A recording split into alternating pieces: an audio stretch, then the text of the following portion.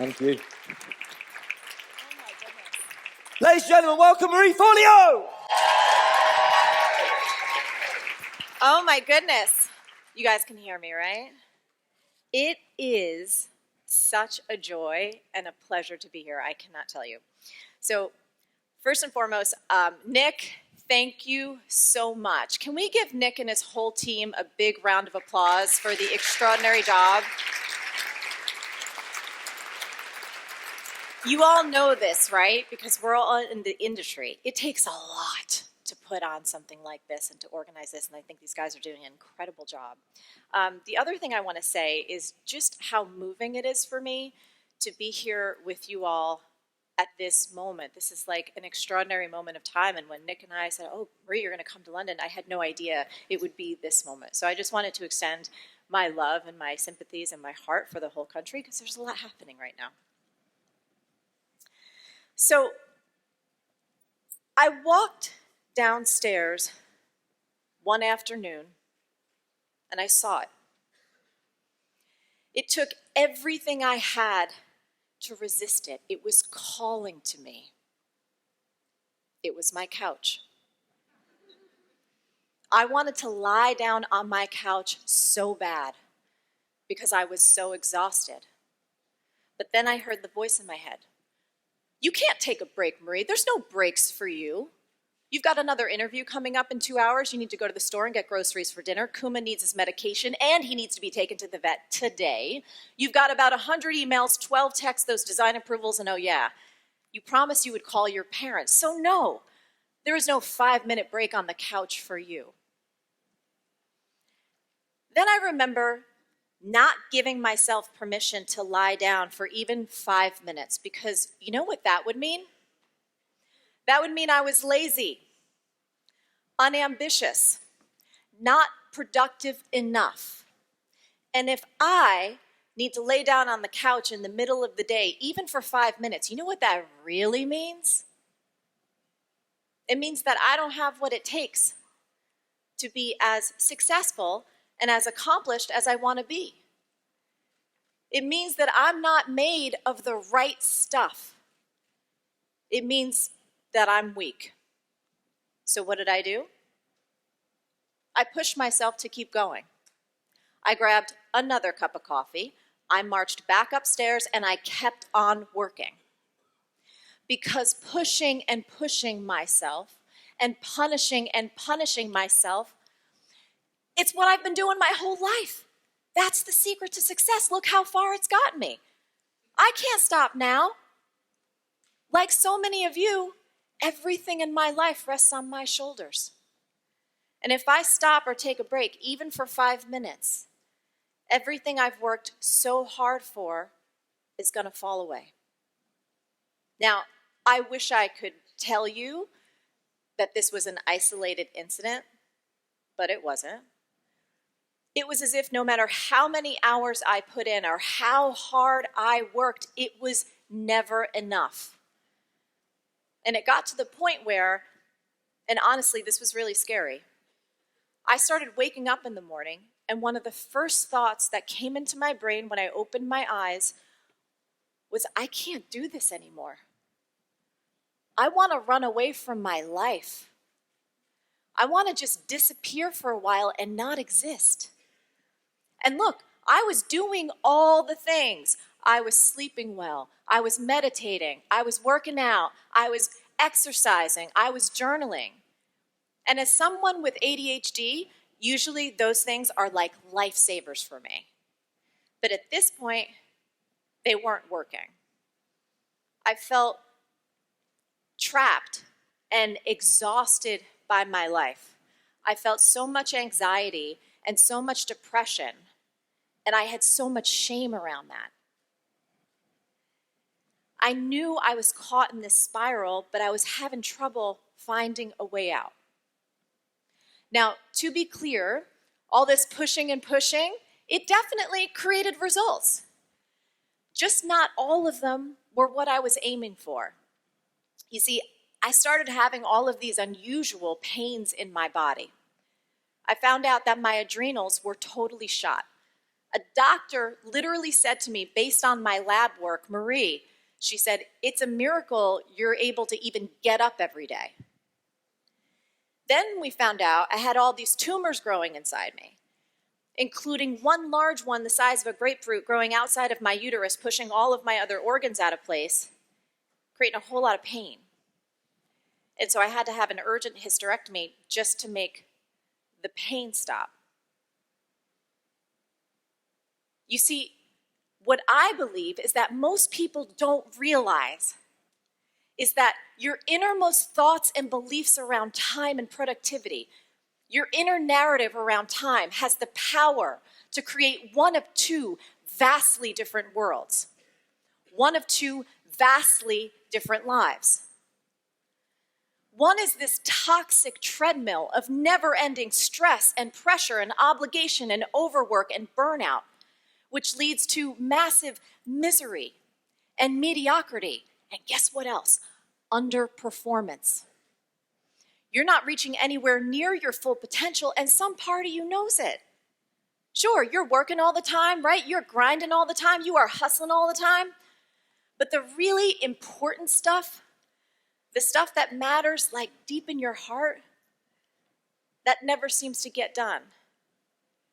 And then you might start feeling so out of control that you have angry outbursts at people that you love and that love you and are only trying to support you. You start trying to micromanage and control everything. Anyone relate? You become someone you don't recognize and someone you don't want to be. This, my friends, is the world of time stress. It's the program that most of us have been conditioned into. It's a trap that we don't even know how we got into, and we don't recognize that there's another option. You see, modern culture is really set up to create these cycles of fractured thinking, of interruptions and distractions, and it leads to chaos in our brains, disease in our bodies, and despair in our hearts. And I want to just say something. You know, if you've struggled with overwork or overwhelm or even an inability to focus, it is not your fault. You are not bad and you are not weak. You've simply inherited a broken and dysfunctional approach to time. The truth is, we're now all living in ecosystems that are completely at odds with how our brains and bodies are built to thrive. Did you know, and I don't know if this is true here in the UK, but this is from America. Did you know that the average American will now spend the equivalent of 44 years of their life staring at screens? 44 years! Between cell phones and laptops and desktops and e-readers and televisions and Kindles, 44 freaking years. I don't know about you, but I don't think the purpose of a human life is to spend 44 years staring at a screen. I don't think it's the purpose of your human life.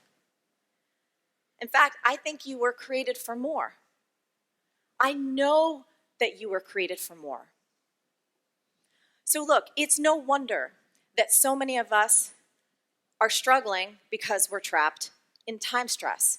It's no wonder that so many of us are saying to ourselves, my God, something's not right here. There's got to be a different way.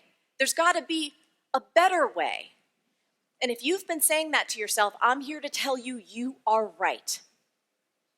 There is another way. There is a better way. In fact, it's a whole different time universe. It's a completely different time paradigm. And it's one that feels like paradise. Because in this world, in this paradigm, there's actually joy and spaciousness and energy and play and spontaneity.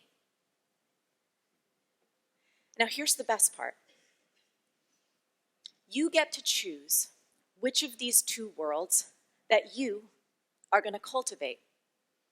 You get to choose which of these worlds that you're going to strengthen and embody and make your reality.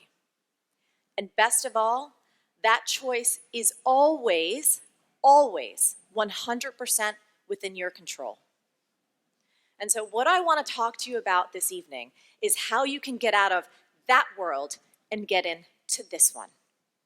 How you can start to escape the world of time stress and embrace the world of being a time genius, so that not only can you start feeling better, but so that you can start reaching your fullest, highest God-given potential, and you can do so in a way that's full of joy and full of energy and full of all the other parts of your life that you may be neglecting. And so you can finally experience the freedom that so many of us started our businesses for in the first place. Yes? All right, so let's dive in. I want to show you a science-backed trick to help rewire your brain out of the world of time stress and into the world of being a time genius. So this trick is really simple. It works like magic, and you're going to be able to start using it today. But before we go there, I want to baseline us. So the first and most important step to becoming a time genius is recognizing that it's an inside job. You see, so many other people will tell you, like, if you want to get more done in less time and with less stress, you need to hire the right team. You need to learn how to delegate better. You need to go find the right planner, right? Or the right calendar system, or the right app, or the Pomodoro technique. Now look, I have nothing against any of those external tools. Those are fine. But step number one of becoming a time genius has not to do with anything external. It's not about a planner. It's not about a calendar system. And it's certainly not about the Pomodoro technique. That's because first and foremost, becoming a time genius is an inside job. What does that mean? It means that we have to start becoming conscious of our unconscious programming around time.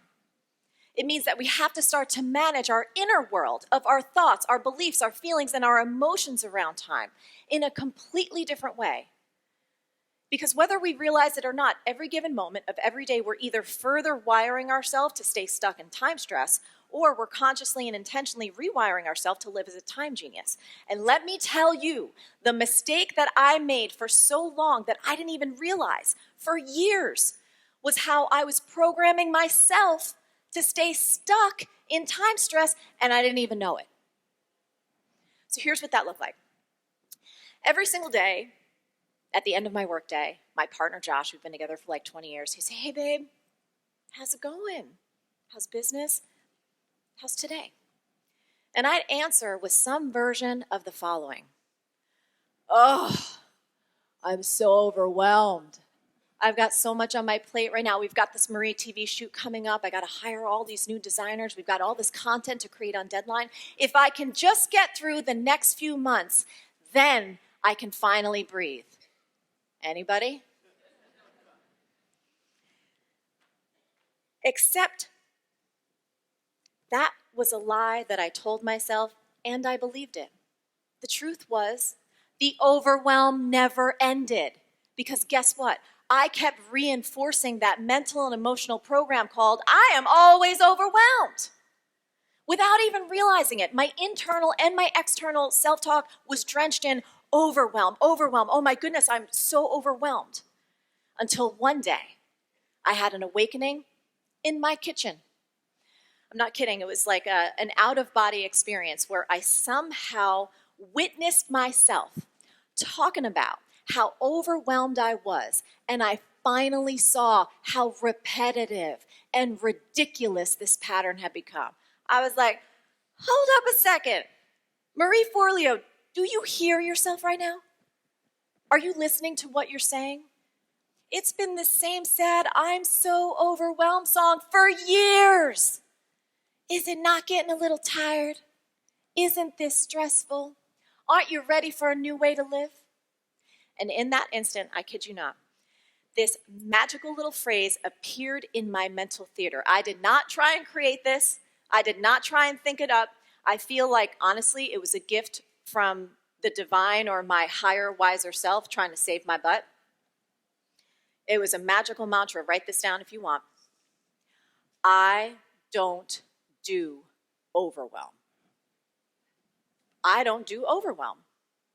The moment I comprehended that phrase, I felt my shoulders relaxed. It felt like this huge weight was lifted off of me. And it was almost like a portal opened up and I could see into the possibility of a whole new way of life. I don't do overwhelm. Hey, guess what? I don't do overwhelm. You know what? I don't do overwhelm. I don't touch this stuff. And I'm not kidding you. I started to repeat that. I made that my new internal programming. That became my new information. I would say it again and again and again. After a few months of this, overwhelm started to become foreign to me. It was as if someone asked me, like, hey, Marie, I'd really like you to go murder your neighbor. I'd be like, what? Are you bonker pants? I'm not going to go murder my neighbor. I don't do murder. That's simply not something I do. By using this simple little mantra, I started to rewire my brain, which started to rewire my beliefs, which allowed me to start to upgrade my behavior and set a new standard for myself. What did that look like? I stopped saying yes to things unless they were a full body yes. I stopped overstuffing my calendar from morning until night all the way into the future with shit I knew I would later regret putting in there. Anybody else? I stopped opening my email in the middle of the day when it wasn't the highest and best use of my time. Once I drew that line in the sand, once I built that new neural network, overwhelm was no longer a zip code I was willing to live in anymore. Now, here's what's more fascinating about this little statement, I don't do overwhelm. It actually leverages an extremely powerful linguistic tool that hardly anybody knows about. In fact, it's empirically proven to be up to 8 times more effective than other language choices when it comes to upleveling your own behavior. So this is all based on research done by Dr. Vanessa Patrick, who found that when we frame a refusal saying, I don't, for instance, I don't eat raspberry cake instead of I can't, people are way more successful at resisting temptation. In fact, when it came to deciding whether to eat certain foods, saying I don't was 3 times more effective than just saying no, and 8 times more effective than saying I can't. Now, you might be saying, okay, this is fascinating, Marie, but why is that? Here's part of the reason. When we say I don't, we experience that instantly as a choice that we're making, right? We feel strong, we feel empowered, we are expressing our identity, we are expressing our standards. But what happens the moment you say, I can't? Doesn't some part of you start to feel like restricted? You start to make yourself feel weak and like a victim, as though there's some external authority or circumstance controlling you. So I was talking to a friend of mine about this and sharing this research from my whole getting out of overwhelm story. And she's like, Marie, this is really fascinating, but you know what? My time stress self-talk, my limiting self-talk around time actually has nothing to do with overwhelm. But you know what mine is? Mine's guilt. I am always feeling so guilty. I feel guilty like I should be spending more time with my kid, even though in reality, intellectually, I know I'm spending so much time with her. But this guilt thing, it's making me exhausted and it's making me miserable. And I said, okay, this is perfect. This is perfect. Your phrase is going to be, I don't do guilt. I want you to say that in your head and out loud for at least 4 weeks and come back and let me know how it goes. Totally changed her life. So now your toxic self-talk around time. It may not be overwhelm. It may not be guilt. What is it? I know you got something. Everybody's got something. Is it procrastination? Is it people-pleasing? Is it perfectionism? Is it picking up your phone first thing in the morning? Why not give yourself up to an 8 times advantage in overcoming that toxic behavior by using this simple little sentence stem, I don't do blank. I want you to think about it this way. So your brain is a supercomputer that follows the directions you program it with. What you say to yourself in the privacy of your own mind matters. The brain will believe whatever you tell it most. It has no choice, right? So whatever you tell it most, about you and your experience of time, it must create. So this isn't science fiction, this is science fact. Neuroplasticity, Hebb's law, neurons that fire together, wire together. The brain will believe whatever you tell it most, and whatever you tell it most about you and your time, it will create. It has no choice, but guess who has a choice? You have a choice. You as the divine creator of your life, you as the artist creating the masterpiece of your existence, you have a choice. So why not choose to use that big, beautiful brain of yours and start rewiring yourself to live as a time genius? Start now. In fact, let's do that right now. Where's my beautiful little clicker? You guys up for a little exercise? Yes? All right, good. Let's see. Okay, this is what we're talking about. Yay, we already did that. I'm going to have you write down your answers. We're going to have some music in a minute. There's 3 questions, so take out a piece of paper if you don't have one out. Question number 1. What is the emotional or behavioral pattern that's keeping you stuck in time stress? Remember, mine was overwhelm. My friend's was guilt. Yours might be procrastination. It might be looking at your damn phone first thing in the morning. It might be people pleasing. You know what it is. It's that thing that first pops up in your mind. What is it? What's your I don't do statement? That's question number 2. If you were to fill in that blank, I don't do, overwhelm, guilt, procrastination, perfectionism, anything. And then this is the big one, y'all. Look up for a second, because I want you to feel this one. Who else benefits from you transforming whatever your thing is? You're going to win, for sure. Your business, going to get way better. You, way happier. But who else in your life would win from you transforming this? So me, for example, right? When I gave up overwhelm, like the bad habit that it was, instantly I am kinder and more loving and more present to Josh. Instantly. All of a sudden, I'm more available to my family and friends. I'm a better leader in my business. I have more time with my team to collaborate. They've all been telling me, like, girl, you look different. You feel different. What's going on? It's this. So I want to know in your life, who's going to benefit besides you when you really heal this thing? Can we get some good, fun music on? I'm going to give you a minute or 2 to write. Then you're going to have a robust conversation with your neighbor and talk about it. Yes? So here's what we're going to do next. 2 people. Can we get mic runners somewhere around the room? Okay, amazing.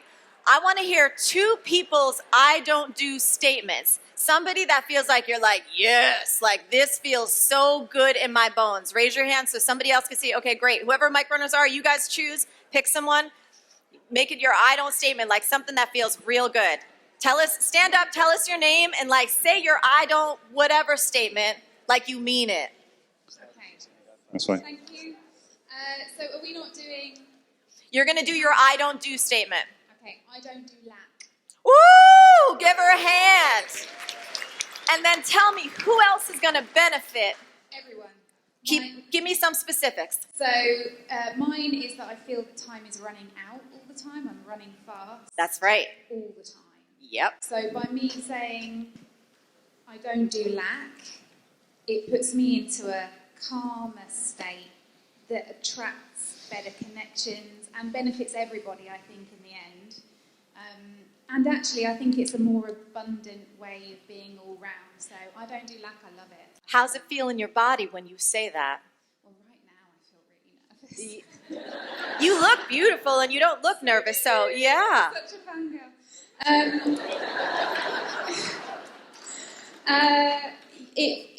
It felt very powerful when I wrote it down.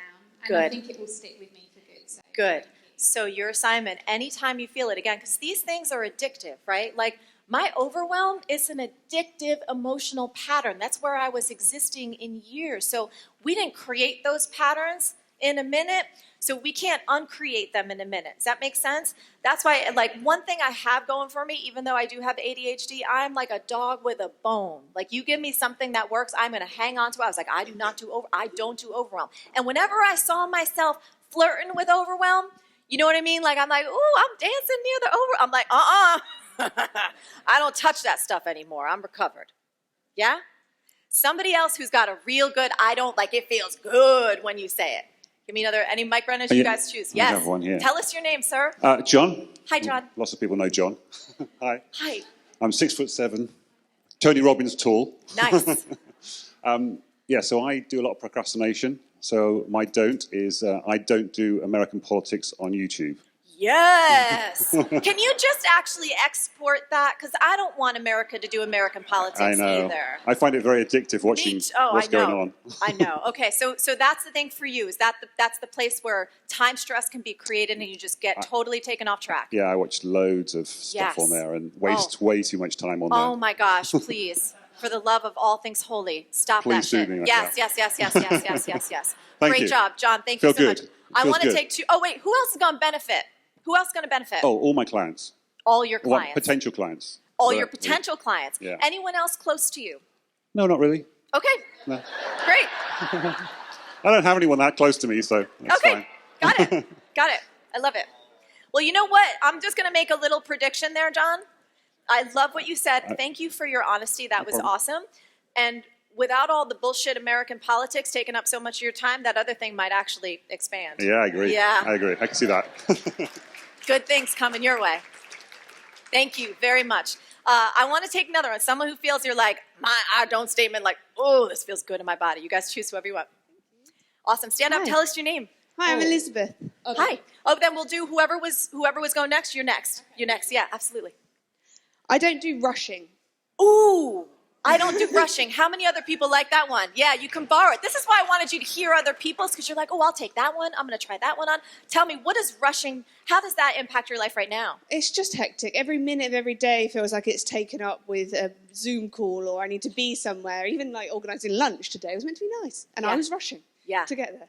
Okay, good. So I don't do rushing. How's that make you feel in your body? Oh, good. Yeah. Really good. And who else benefits from you completely overcoming any addiction to rushing? My growing baby boy. That's right. Think about, and again, this is for all of us, right? This is my experience too. All of my health challenges, so many things that I went through. What cortisol does to us, unbelievable. And you about to become this beautiful mom, right?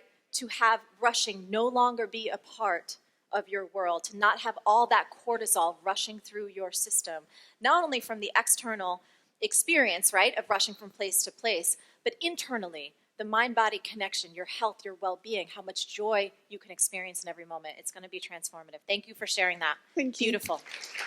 Okay, someone over here. Stand up, tell us your name. Hello. Hi. I'm Tara. Thank you so much for this. Hi, Tara. So it started off me thinking about that I sit on the fence a Yeah. lot, which translated into I don't do fear of judgment. Ooh, I don't do fear of judgment. I like it. And I also thought you might try this on. Again, I don't do fear of judgment might be perfect for you, but also I don't do indecision. I just don't do indecision, right? Yeah, I feel like it's potentially crippling me, actually. Yes. So if How many I- other people, hold on, just so you know that you're not alone, how many other people can struggle with indecision? I see both hands going up for some people. Yes, yes. And the time and the energy and the anguish and the torture that we can create for ourselves. Amazing, isn't it? And so tell me, who else benefits from you losing that? My husband, George, my 2 children. Oh, your husband, George. Could you imagine? I'm just feeling into this intuitively right now because I Yeah. know that would drive most people bonker pants, right? George's going to be real happy. Who else? My 2 children, Remy and Tristan. Yes. My current clients, my future clients, and my friends. Awesome. Everybody give her a hand. Thank you.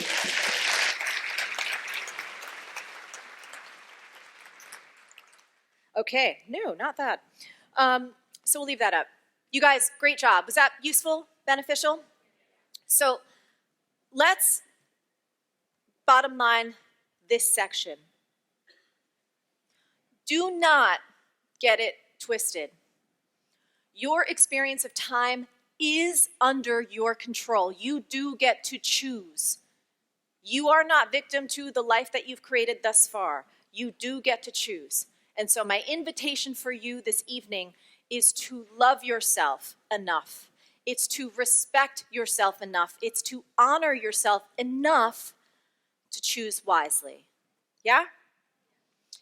So speaking of choosing, the very next step in becoming a time genius is all about choosing what gets your attention and what does not. So one of the questions that I've been asked the most is, Marie, what is your secret to getting it all done? You've been going in your career for over 20 years. You seem genuinely happy and passionate. You are very consistent. Tell me, what's your secret? And I say, you want to know my secret to getting it all done? I'm happy to tell you. I don't. I don't get it all done. Because I learned a long time ago that trying to get it all done was not only a recipe for me to fail, but it was severely limiting the income and the impact that I was capable of making. So let me tell you how I figured this out. It was back in 2011 in this beautiful little coaching business that I had wanted to succeed so badly, that I had worked so hard for over a decade, finally started thriving beyond anything that I could have imagined. So I had my one-on-one clients, and I had this beautiful high-level mastermind group. I also was creating fresh video content for my new show at the time, Marie TV, every week. We also had this beautiful annual conference in New York City that would sell out every year, and I was running and producing multiple online group coaching programs. To say it was a full and busy time would be an understatement. Anyone relate to that, having full and busy times? But here was the frustrating part. So I knew in my bones that I had so much more untapped potential that wasn't being realized. So my drive and my creativity was off the charts, and I had this vision in my mind and in my heart of making a much bigger impact in the world. But I knew that the path I was on wasn't going to get me there. Why? Because my bandwidth was at full capacity. There's no more hours in the day. And I was starting to sense and feel that being stretched to the max like that being spread so thin was starting to actually kill the joy and the love that I have for my work. But here's where this gets even trickier. So from a financial perspective, everything I was doing was working. So for context, I started my business very deep in debt. And for years, like a whole decade, I was barely scraping by. And now, all of a sudden, I'm making more money than ever, and I got all these people depending on me. So I remember lying in bed at night, so stressed out, saying to myself, Marie, who are you kidding? What if you're not meant to be an entrepreneur at all? I mean, like, maybe you're kind of an okay life coach, but man, as a CEO, you suck. You're a fraud. You can't handle this. And after a bit of time feeling totally inadequate and like I was way in over my head, I finally said, okay, I'm going to figure this out. And I went to my team, who was 2 people at the time, and I said, look, my mission is to positively impact as many lives as I humanly can while I'm still on planet Earth. And I want this business to be joyful and scalable and profitable. And this path that we're on right now, not cutting it. I have more ideas than I have time to execute on them. There's literally no more hours that I can squeeze out of the day. What are we going to do? So we sat down and we came up with a plan. We started to write down every single thing that I was doing with my time to make the business run. And one by one, we analyzed and we audited everything. Meaning, we wrote down exactly how much time it took me to do each of those core activities every day, every week, every month, and every year. Then we also looked at those activities through a financial lens. So what were the costs and expenses associated with each of those activities, and how much money was coming in? So we had absolute crystal clarity on our profit margins. But we didn't stop there. We took one more step, and dare I say one more time genius step that I think many people rarely consider. So in addition to having all of that hard data about time and money, we also evaluated every single activity in terms of joy and energy. In other words, what was the mental, emotional, and psychological cost associated with each of those core activities? Which ones were bringing me joy and which ones were bringing me dread? Now, once we had all of that data down, then we looked at impact and scale, right? So which revenue sources, which activities had the greatest potential to impact the most people, which were scalable and which were not. Once we had all of that written down, a few things became crystal clear. First, there were several revenue sources that, while popular and profitable, they had to go. They were draining my energy. They were draining my team's energy. Then we also saw 2 huge opportunity zones that had tremendous potential for scale and impact and joy if we had the bandwidth and the time to invest in them. Bottom line, I needed to put into practice 3 words that would wind up transforming the entire trajectory of my career and my business, and I still use these 3 words today. Please write them down. Simplify to amplify. Simplify to amplify. So simplify to amplify means that you deliberately focus on fewer things, but you execute those fewer things on a way higher level. You see, in a world that is constantly pushing all of us to do more and to be more and to make it more complex, I chose to actually flip that script. I'm like, I'm going to do it way less and I'm going to do it better than anyone else in the world. And that's what I did. And what that meant was me walking away from over $1 million in annual revenue. Now, let's be real. As an entrepreneur, was walking away from over $1 million hard? It was terrifying. At that point in my career, $1 million was more money than I'd ever thought I'd see in my whole lifetime. So no, that was not an easy decision. It was not a comfortable decision. In fact, I remember talking to colleagues at the time, telling them about my plans, and they're like, Marie, are you nuts? This is stupid.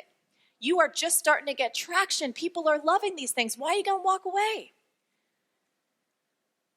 But my heart and my intuition told me that simplify to amplify was the path to this joyful and profitable and impactful business that I wanted so bad. So, like me, there might be some things in your business and your life that you may be ready to let go of. I don't know what they might be. It could be a particular project, maybe it's a particular revenue source, or maybe it's a relationship that it's time to walk away from. I don't know what it is, and here's what's even trickier. It's hard to walk away from something if it's not fully broken, when things are going pretty good, right? But when some part of you knows, when there's that inner voice speaking up, that you are meant for an evolution, that there is something that you are meant to do that is beyond what you've currently created, you have to have the courage to assess your business, step back and recreate your own success on a whole new level. You have to. So going back to my story, I did it with a lot of fear and a lot of uncertainty and a lot of doubt. I shut down some of my most popular offerings and left that money on the table. And you know what happened next? My joy, my company's impact, and our profits exploded. I'm talking 10x growth that took off like a friggin' rocket ship, all from sitting down and analyzing and auditing exactly what I was doing with my time. That gave me the clarity to wake up every single day knowing exactly what I should focus on and exactly what I should ignore. And that clarity changed everything for me. So when I went through that process for myself, I created a little bit of a framework, like an assessment, to help me get everything out of my head and on paper and figure it all out. And if it would be helpful to you to have access to that assessment, would you like it? Yes. Clarity is probably one of the most powerful things in the world. Here, I want you to write this down. You can go later on to timestressquiz.com. That's what it looks like.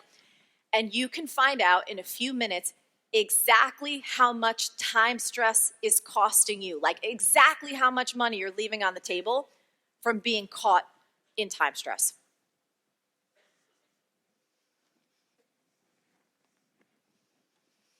It'll take a few minutes, but you got to be really honest with yourself.